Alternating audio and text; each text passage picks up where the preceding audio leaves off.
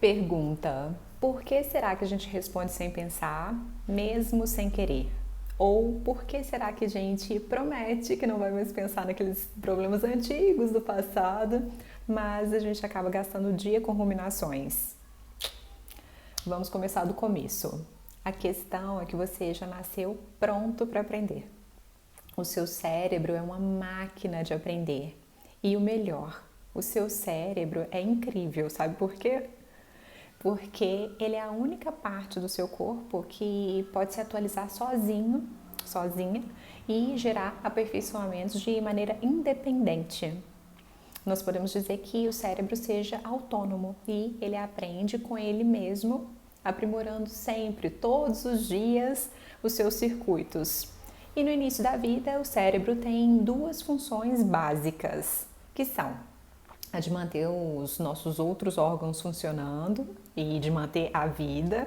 Para isso, basicamente, ele vai fazer o bebezinho respirar, vai fazer o coraçãozinho bater, o sistema digestivo funcionar e, claro, vai cuidar de outras funções vitais. A segunda meta é aprender sobre o nosso meio, sobre o ambiente, porque fora do útero nós precisamos aprender sobre os estímulos externos. E nós vamos aprender sobre os sons, as imagens, os aromas, sobre o comportamento das pessoas.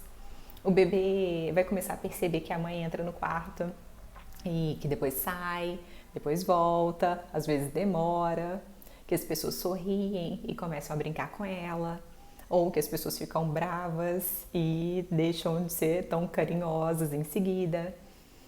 E essas informações vão sendo passadas à parte reflexiva do nosso cérebro, que vai coletando e cruzando esses dados para criar respostas melhores no futuro. O bebê não tem que pensar em como controlar a sua respiração, ele não precisa pensar sobre os seus batimentos cardíacos conscientemente, isso não é necessário. Tudo vai funcionando de maneira automática, mas desde cedo a gente precisa refletir pelo menos um pouco sobre os aprendizados que envolvem raciocínio e principalmente a superação de etapas, o que nós chamamos de aprendizagem seriada, como aprender a ler e a escrever. Nesse tipo de aprendizado, o cérebro precisa integrar as informações e criar recursos para serem utilizados numa etapa seguinte. No caso da leitura e da escrita, se houver uma vírgula, por exemplo, eu preciso ler uma pausa, um silêncio. E antes disso ainda, a criança precisa entender que as letras juntas provavelmente vão formar uma palavra. E antes disso, tem o estágio de decodificar as letras e os sons. E isso envolve áreas do cérebro super potentes, que exigem muita energia. Elas são como um carro esporte, que precisam de um combustível ótimo. Então essas áreas intelectuais, elas dependem dos nossos bons hábitos alimentares, do nosso bom sono. Elas também vão exigir um treinamento para um desgaste, porque é cansativo raciocinar e passar por várias fases, né, vários estágios integrando as competências que já foram adquiridas às novas competências.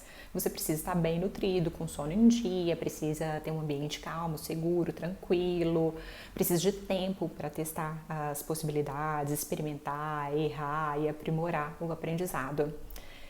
E como o assunto aqui hoje é ruminação, ansiedade, reatividade, você precisa saber de uma coisa: as suas competências socioemocionais, elas também são um aprendizado seriado. Ser assertivo, saber se comunicar, se acalmar, tudo isso exige treino e muita energia. Mas infelizmente o seu cérebro, ele não espera o aprendizado certo, ele vai aprendendo a todo momento, com tudo que acontece. O cérebro aprende de acordo com as experiências que são mais repetidas, mais vividas. E lembra que ele é uma máquina de aprender? Então, tudo que você repetir vai ser registrado e vai tender a entrar no seu repertório de automatismos. Se for uma vida pensada, uma vida constantemente aprimorada, ótimo, os seus automatismos vão ser saudáveis. Agora, se for uma vida reativa, impulsiva, mais desregrada, aí não vai ser tão bom, porque o seu padrão de comportamento vai ser mais precário. E o que significa mais precário aqui nesse caso? O que significa ter uma vida automática, precária e impulsiva? Significa ser menos consciente e menos intencional.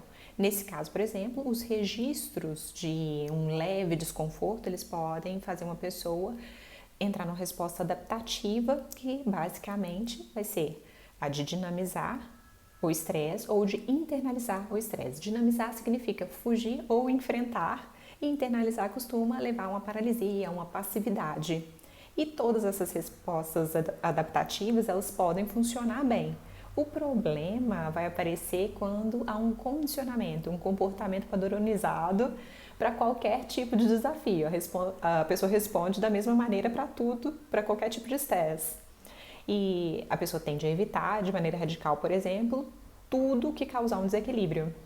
Na vida real, uma pessoa muito sensível à rejeição, por exemplo, ela pode deixar de ter amigos para não ser ignorada, não ser deixada de lado. Um rapaz pode abandonar a namorada antes de ser abandonado, porque talvez seja isso que esteja na cabeça dele. Pode ser ciumento, pode se deprimir, brigar demais.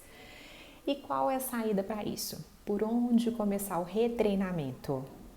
A primeira iniciativa é começar a assumir a responsabilidade assim que você tomar consciência de que você age muitas vezes por impulso.